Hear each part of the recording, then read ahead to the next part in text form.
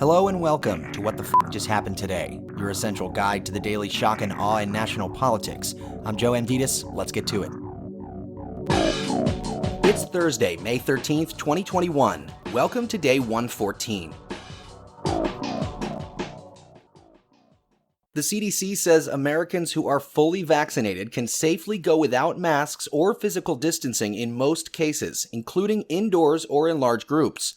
CDC Director Rochelle Walensky called the updated CDC guidance an exciting and powerful moment, which offered the country a renewed hope that a return to pre-pandemic normalcy is achievable as more people get vaccinated.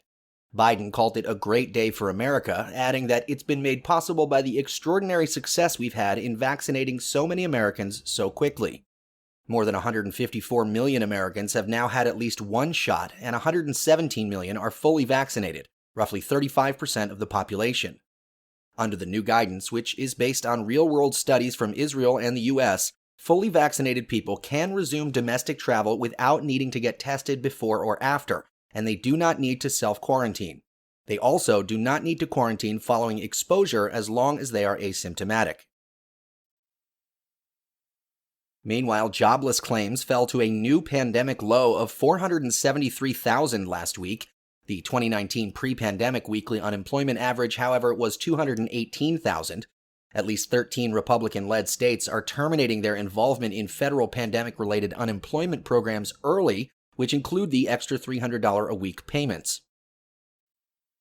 Speaking of Republicans, a Florida politician and Representative Matt Gaetz associate is expected to plead guilty in court. Joel Greenberg previously pleaded not guilty to several charges, including stalking, wire fraud, and sex trafficking of a minor, but has been cooperating with the Justice Department since last year, providing investigators with information about encounters that he and Gaetz had with women who were given cash or gifts in exchange for sex. The investigation into Greenberg spawned the sex trafficking investigation into Matt Gaetz. Multiple women paid by Greenberg have said they felt pressured to drink, do drugs, and then have sex with him. Meanwhile, the Republican QAnon-supporting congresswoman from Georgia aggressively confronted Representative Alexandria Ocasio-Cortez and falsely accused her of supporting terrorists as they both exited the House chamber yesterday.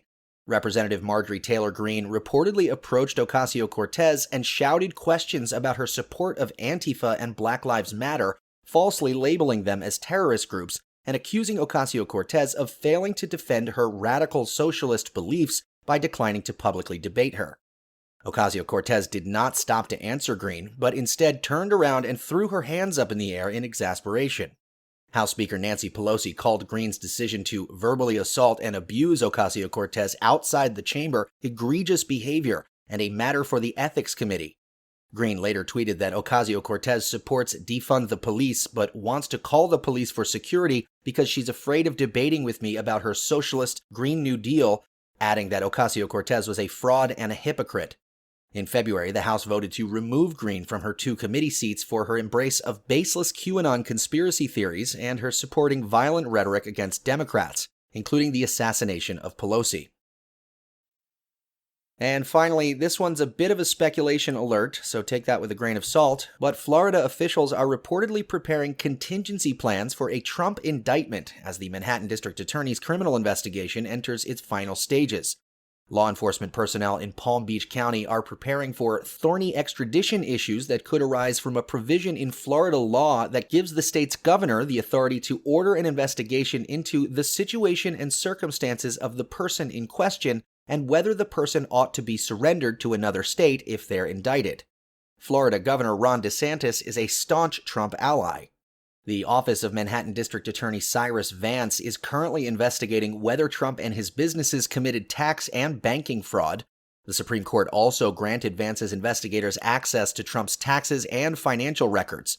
Trump, however, is residing at his golf club in Bedminster, New Jersey, and if Trump were indicted while in New Jersey, extradition issues could prove less tricky because the state is led by Democratic Governor Phil Murphy, who would likely be less sympathetic to the one-term president. And in the polls, Morning Consult says 57% of unvaccinated adults said a $1,000 savings bond would persuade them to go out and get a COVID-19 vaccine. 57% of unvaccinated adults who are employed said they'd get vaccinated if it were required to work in person. That's all for now. You can find the links and sources for all of these stories on the main website. And as always, visit whatthefjusthappenedtoday.com for the latest news and headlines. Until next time, I'm Joe Anditas.